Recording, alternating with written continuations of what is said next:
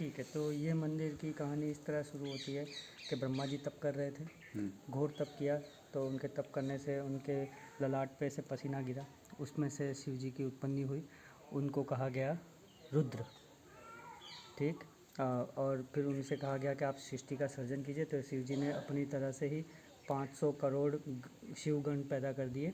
तो वो सब लोग नाद करने लगे, यानी झगड़ा करने लगे, गीत गाने लगे और एकदम विकराल रूप ले लिया सबने।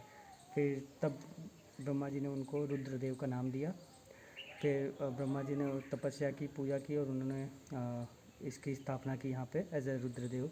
ठीक, ये हो गया। फिर बाद में गरुड़ जी ने यहाँ तपस्या की उसके ऊपर। गरुड़ जी का ये था कि गरुड़ जी को घमंड आ गया था एक बार कि विष्णु जी उनके बिना कहीं नहीं जा सकते, वो शक्तिशाली है, जो पूरी दुनिया को चलाते हैं, उनको वो अपने कंधे पे बिठा के घूम रहे हैं।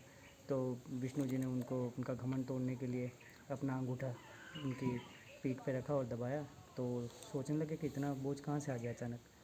फिर बाद में उन्होंने बताया कि मैं तो भार देता नहीं हूँ, पर अब दिया है, अब तुझे तेरा घमंड वमंड सब तोड़ने के लिए ये तोड़ना ही पड़ेगा। तो उसके लिए नर्मदा खंड में जाके पूजा कीजिए। तो यहाँ पे उन्होंने तेजोनाथ, इसको तेजोनाथ बोलते हैं क्योंकि उनके तेज से शिव जी की उत्पत्ति हुई थी। तो तेजोनाथ में उनको तपस्या करने को कहा। उन्होंने 15 सहस्त्र वर्ष तक पूजा की यहाँ और अपने घमंड को नष्ट किया, अपने पापों को नष्ट किया। इसलिए यहाँ पे गरुड़ेश्वर भी नाम दिया जाता है। और फिर एक बार ब्रह्मा जी ने तप करके वो अश्विनी कुमार, जो अश्विनी कुमार को उत्पन्न की थी। तब अश्विनी कुमार में ऐसा था कि उनको ये कहा गया था कि आप लोगों के ये जो देवतागण होते हैं, देवतागण के जो पीड़ा होती है, बीमारियाँ, आप वो हरोगे।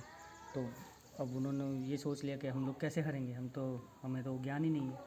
तो वो पूरी सृष्टि का भ्रमण करने लगे कि हमको ज्ञान कहाँ से मिलेगा। तो घूमते घूमते वो लोग नर्मदा खंड में आए तो नारद जी उन्हें मिले। नारद जी ने कहा कि आप तेजोनाथ जाइए, वहाँ पे आप तपस्या कीजिए तो आपको वो ज्ञान मिलेगा। तो फिर उन्होंने तेजोनाथ में यहाँ आकर 1 सहस्त्र वर्ष तक पूजा की शिव जी की। शिव जी प्रसन्न हुए, उनसे उन्होंने वर मांगा कि हमको लोगों का संताप और बीमारी नष्ट करने की शक्ति दीजिए। तो उन्हें वो शक्ति दी गई और तब जाके वो अश्विनी कुमार देवों के वैद्य बने।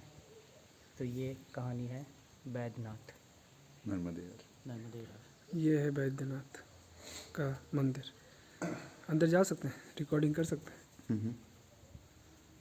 और वहाँ पे शिलालेख भी है प्राचीन लिपि में, आपको भी दे सकते हैं। मतलब 100